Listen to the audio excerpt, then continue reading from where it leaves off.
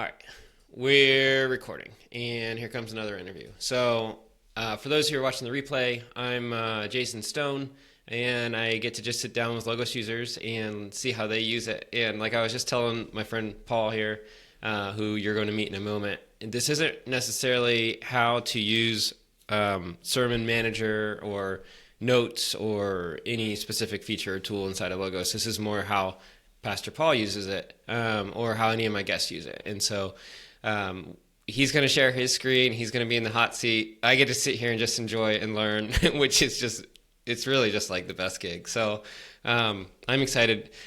Before we get into it, I like to ask my guests a bit of context. So they share what they're up to and how they use the application themselves. And that helps to position the use case as we're walking through it so that you can apply it to your own use case, hopefully. So I think that's it. Before I get into it, I do want to mention the milestones, mile markers that we're talking about today. So we will be talking about the Sermon Manager or Sermon Builder. Which is it, Paul?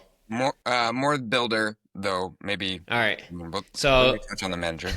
yeah, the Sermon Builder, and then we'll get into some counseling prep as well. So, Pastor Paul, why don't you tell my guests and myself a bit more about what you do? We talked about it in advance, and then we'll pause on sharing our screen and get into the application. Yeah. But go for it. Yeah. So I'm a local church pastor. I have been the senior pastor of Refuge Church in Wilmer, Minnesota, which is kind of rural, edge of the prairie. We're like a regional hub, but we're not a big city by any stretch. And I've been in that role I literally just celebrated my 4-year anniversary in that role. Prior to that, I was an associate here at the church. And then prior to that, I was in actually music ministry. So Were you uh, music at Refuge or no? I did some, yes, Okay, but I was cool. that was on a volunteer basis. My day job was I worked for a music missions outreach organization.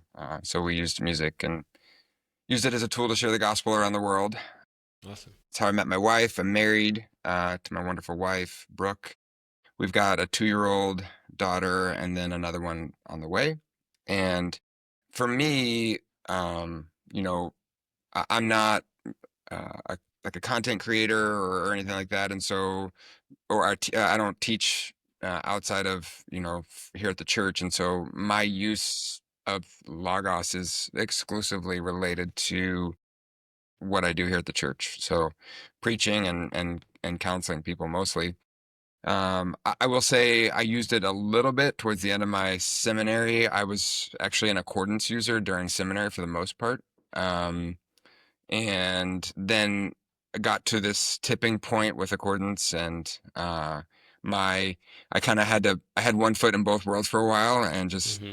it didn't make sense to keep doing that on a financial level. And so I made the switch over to Logos, Hmm. largely because of the kind of holistic ability to like write sermons within it, just all so integrated. And that's what really drew me to it. That's what I So was yeah, thinking. I feel like if you had to make the decision and you're going the route into pastorate, then it might make more sense to lean into Logos. Yeah.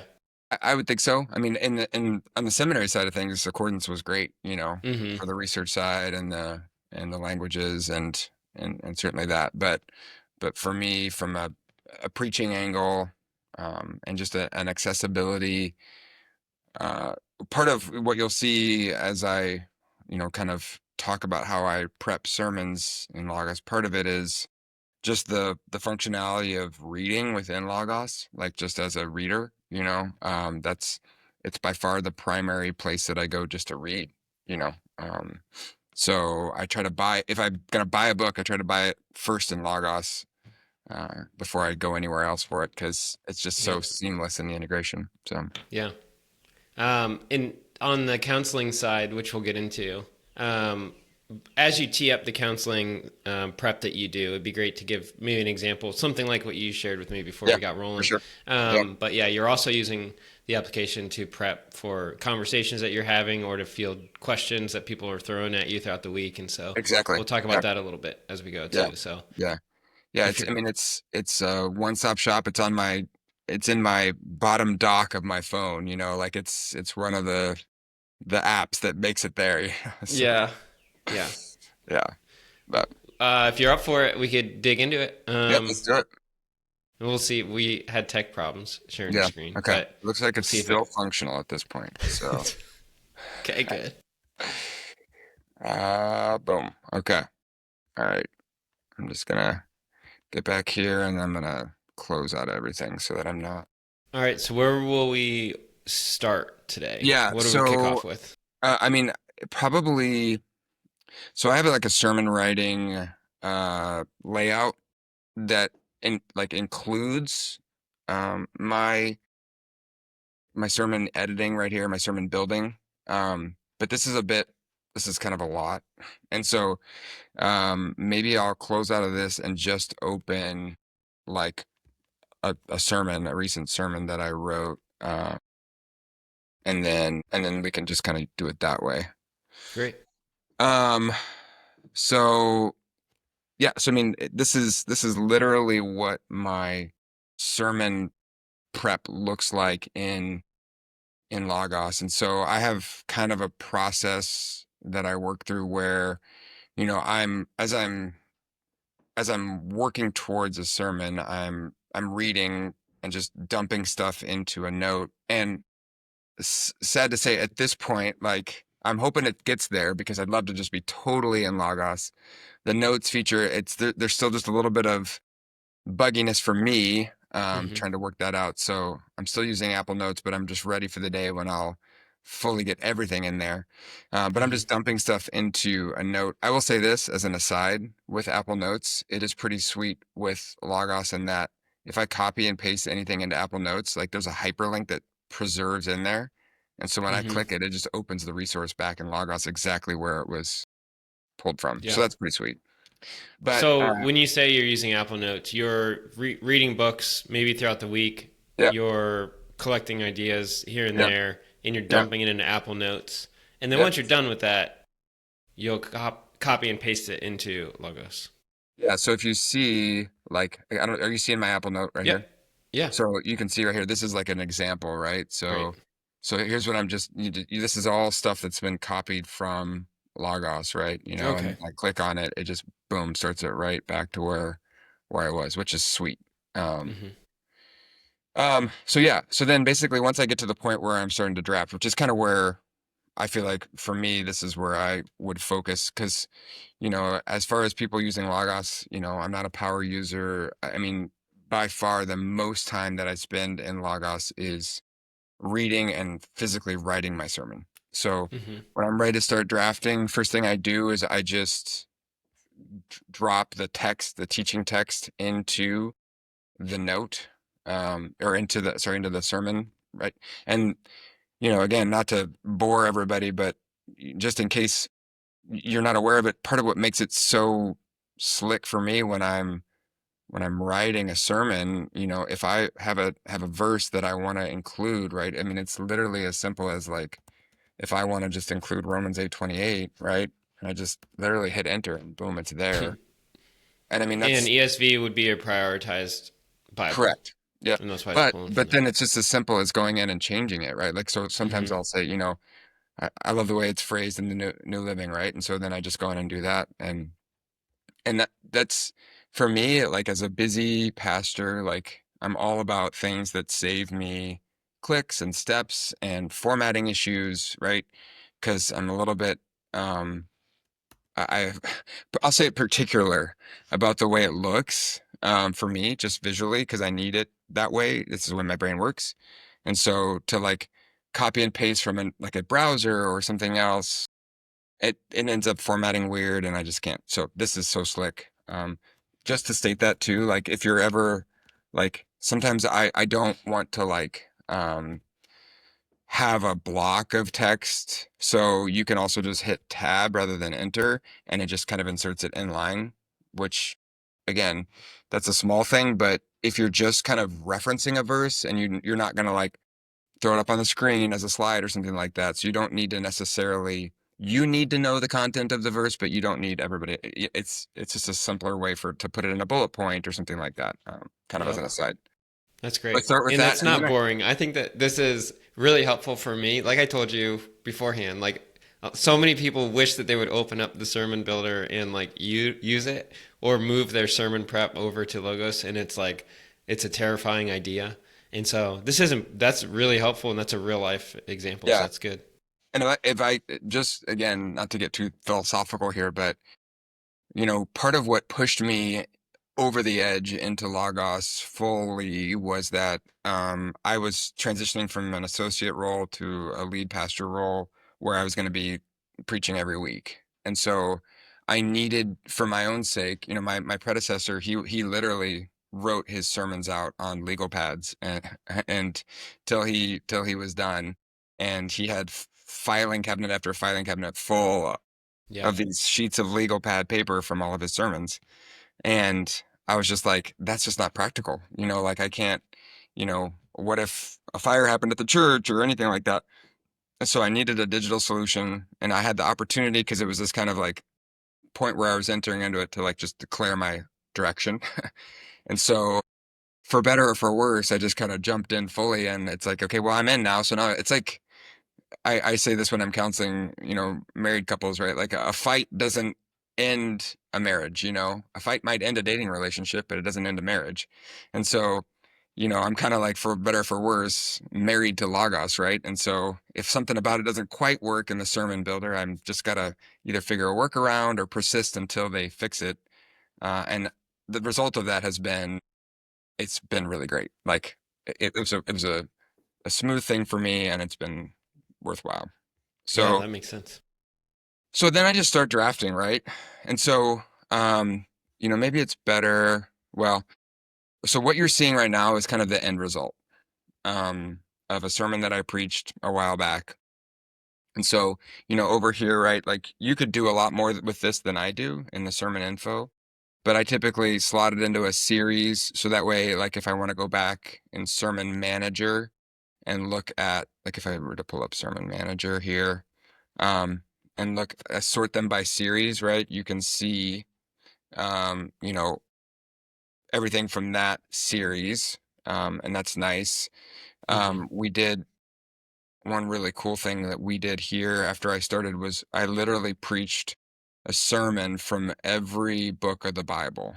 Hmm. One sermon, and it took me, yeah, a long time.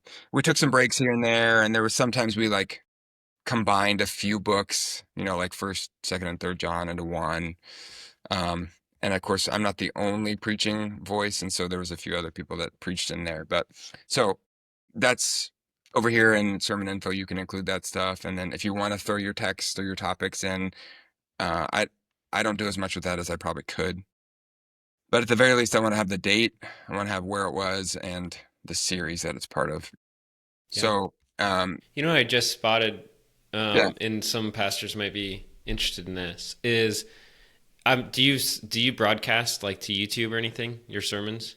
we live stream them through our website. Yeah, yeah, Like there's a add link button, yeah, which yeah, would be really interesting if you were ever like for sure. I Yeah. just wanted to like go back and watch or something or have that No, on. that's so true. Yeah, Yeah. that would also be helpful. I feel like there's so much, there's so many opportunities with it. That's Hmm. for me the best part. So, okay. So then, yeah, I mean, I draft my sermon and, you know, that, so then I get done drafting, right? Okay. So Hmm. let's pretend I wrote this sermon. None of this highlighting would be there. Okay. So then for me, I do a kind of a rough draft, and then my next step is to go back through and kind of do a second draft. I'm a manuscript guy, so I literally write out every word. And so I go back through and kind of like read it aloud while I'm, you know, reading it and say, it didn't make sense or clarify a thought, because, sometimes I don't sit down and write a whole sermon in one sitting. And so, you know, I, my thoughts might be disjointed. So I might have to make a connection there that I'll be like, why did I go from this to that, and clarify those things. And Hmm. so then in the course of that, then I start to do my formatting. And this is something that, again, you just got to develop your own system. And it's nerdy, but it's I guess probably anybody who's watching this channel is probably interested in this kind of stuff. So, Absolutely. so up here, there's this format button, right? And so you can create a style. So like, let's say you want it highlighted in yellow with red bold text that's underlined, right? Yeah. So for me, each of these things kind of has, excuse me, a reason why it's used. Okay. Yeah. So uh, as I'm preaching on a Sunday morning and I'm working my way through the text, these colors are just triggers for me mentally to say either that's like that's the idea that I want to get across, or that's the Hmm. main point, and I can kind of walk away from my notes for a second after having read that, because I can kind of just riff the rest until the next point. Or there are these like kind of anchor points to get me back if I have started riffing. Okay, where do I need to jump back in? Find the Yeah. next color code. Some of them reference like, for example, let me get down here. So if I have anything in green, typically that's like some sort of reference to like an original language thing.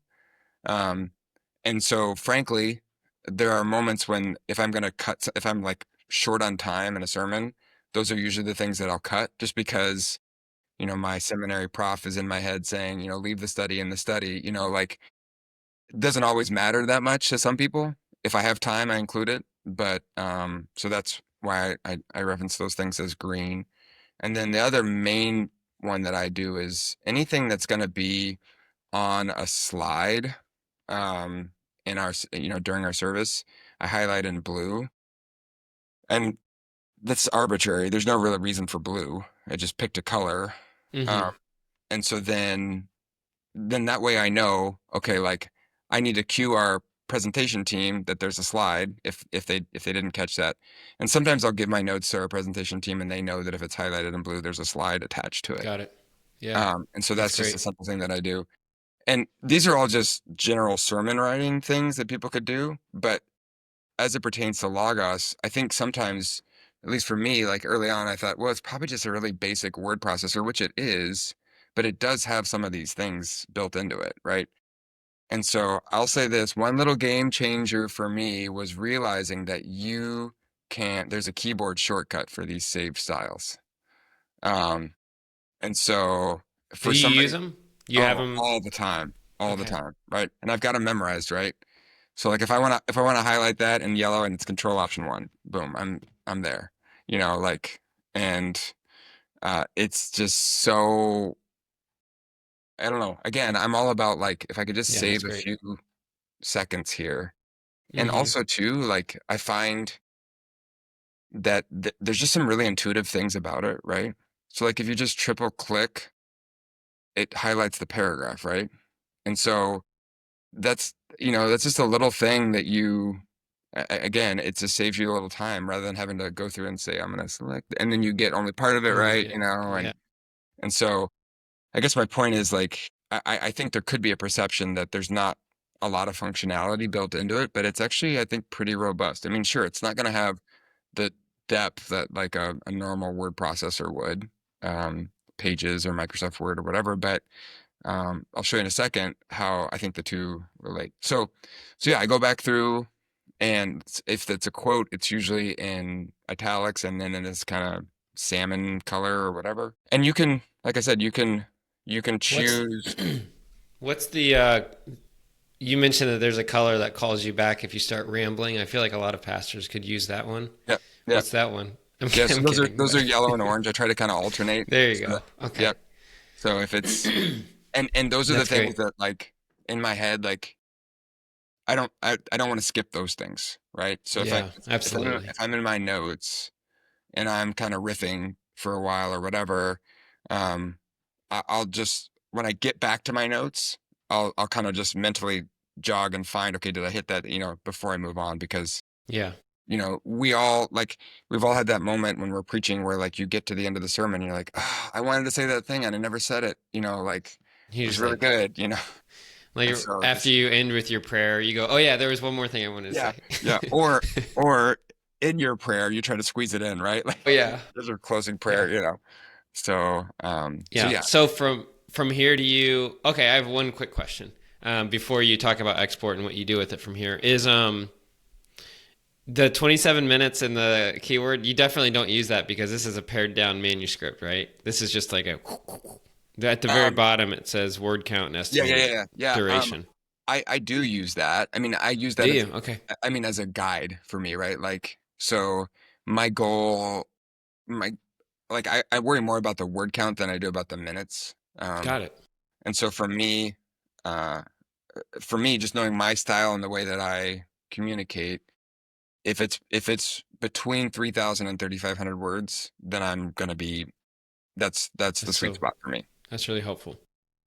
Yeah, and then what do you do from here once you've got your mind wrapped around what you'd like to say and how you'd like Yeah, to say it and it's yeah. formatted? So now it's formatted, and then so because again, like for me, it was super important to make sure that I'm not like putting all my eggs in one basket of like having these sermons available in perpetuity. You just, and not just for me, but for the church too. So it was important for me to have like a digital storage system that made sense and would be not just dependent on Logos, so maybe put it in two places. And so we use OneDrive here at our church. And so I started doing that. And what I realized is if you click export, and click print export, and I mean, again, most of your people probably know this. And so this is not new news to them. I don't know what that random E is right there, by the way. That's just kind of random. But there's this send to a new document.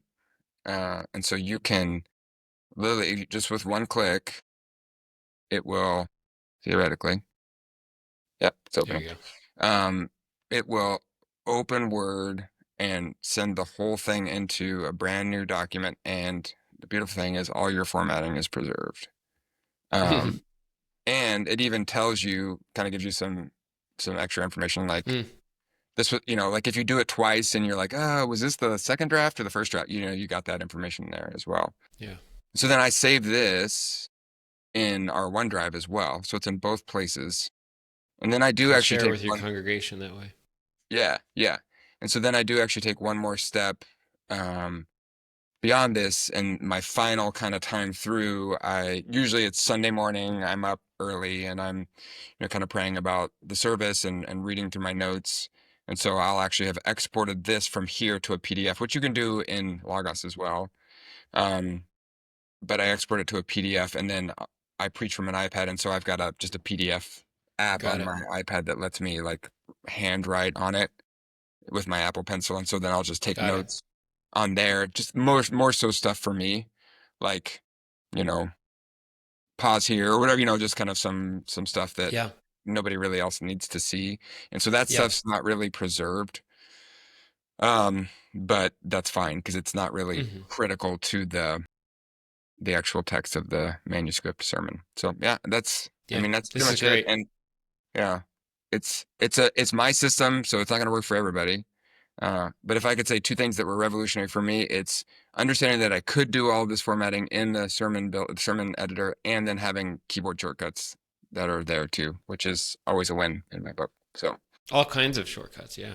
yeah, So, yeah, yeah, um, yeah. Do you want to jump into the counseling side and contextualize it a bit yeah. as you do? So yeah, I mean, not to belabor the point, you all know what Logos can do and all the features that it has. But in particular for me, so one of the things that will often happen, right, as a pastor is you just get the randomest questions that you didn't learn in seminary, or if you did, you forgot it already.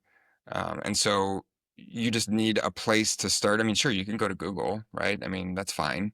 However, for me, it's like, why wouldn't I start in Logos when I've got all these amazing resources that I know and trust? And so um, I just go to the search thing. And so to set this up, just as an example of how I might use this, a few weeks ago there was in one of our groups that was meeting here at the church. The leaders contacted me and basically said that the resource they were using referenced an author who seems to kind of talk about this concept called the perpetual virginity of Mary. And and I mean, I was like, no idea. I just, You're like not really up to speed on this yeah, particular this is not topic. an area of expertise for me. And Yeah. so they're like, I'm on the phone with these ladies and they're asking me these questions, and they're not like upset at me, but I'm just like, I'm going to need to dig into this a little bit more before I don't want to answer you just off the cuff. Right. So I hang up the phone, and I was actually doing it on my phone, on the phone, but because wasn't in front of my computer. But you just go into the search thing and you make sure you have your book selected, and you just ask it a question like, what does the Bible say about the perpetual virginity of Mary, right? And then it starts you with this just like sweet little synopsis summary, which then points you to resources that you could go to and go deeper on, right? But this paragraph right here is often enough to at least, you know, give a quick answer and then give you a place to jump off from. And so, like, I use that kind of stuff all the time in counseling. Mm-hmm. And as an That's great. aside, too, like if you use the website Got Questions, which is a great website, you can actually download, a big chunk of their library into Logos. It's so then the beautiful thing about that is then it's easily quoted in your sermon editor. I didn't highlight that, but if you're quoting from one of your resources, it's super slick to go in there too. So same Yeah. idea.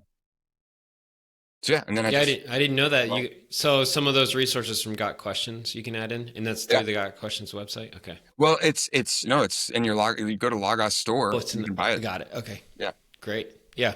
I'll add a link to that in case anyone's curious, just for Yeah. the So fun of then, it. you just go to it right there, um and then of course the nice thing is, right, like if you have a good variety of resources, you can see from different perspectives, right? Here's the Yeah. Catholic perspective Catholic on it, which is going Encyclopedia. to be a different perspective than the Protestant one. So Mm-hmm. so it's one of those things where if you're a pastor and you're sitting in a counseling session, or you get an email from a congregant who wants to come in and talk to you about something, and you're like, okay, no idea. I remember I tell the story when the night before I was going to become senior pastor. um I remember like kind of in my head just like freaking out about, but I don't know everything. I Mm-hmm. don't know the answer to this Mm-hmm. question. What if somebody comes in and says, this and this, and then they're just going to lose faith in me, and it's going to be over. And the reality is, I mean, I think if we're honest, nobody has all the answers to all the questions. And so Yeah. um it's okay to say, you know what, I'm going to research that. And Logos has been instrumental for me in that. Do you think there's a play? I just had this other scenario in my mind. I feel like so many times we'll say, "Well, we're definitely looking into that together," or "We'll look into that and I'll get back Yeah. to you," kind of thing. But I was Yeah. just like, "What if you like opened Logos with Yeah. For sure. someone and just Yeah. said, I don't know this, but like I have some resources or I have a Yeah. Yeah. library that really Yeah. might be able to speak to that."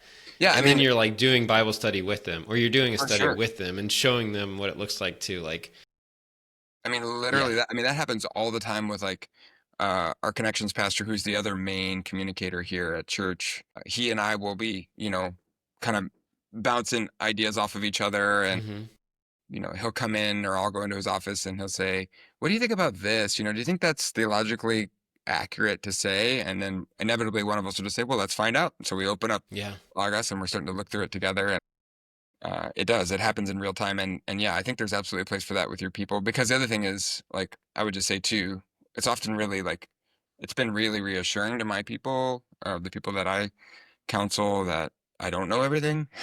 And Yeah. and it's okay to not know everything. And so I think Hmm. that's kind of reassuring to them to say, yeah, sure. Obviously, I'm not saying don't study, don't, that's not what I'm saying. Do all those things, work hard, steward the word well, but also be willing to say, you know what, your ways Let's are look higher at than that. mine.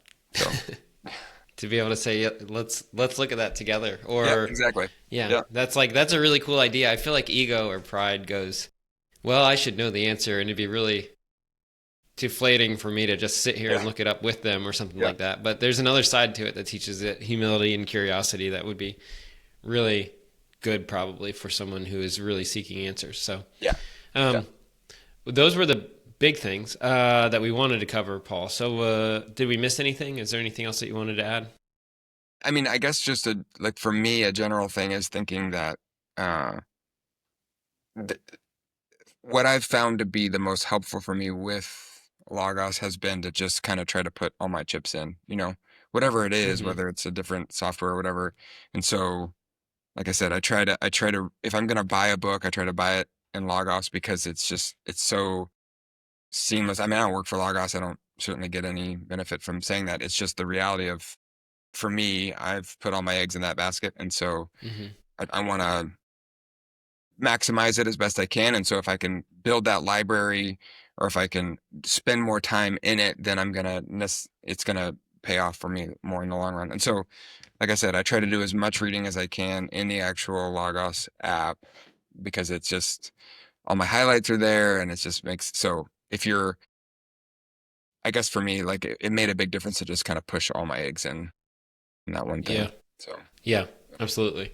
yeah. And the sermons, something else to that. We should have mentioned this before, is that your sermons are searchable too. Yeah. So if you were Yeah. looking for a particular passage that you preached on or something like that, that would really be difficult to do if it was just notepads and notepads and notepads and Correct. papers. Correct. Exactly. Yeah. um, Yeah.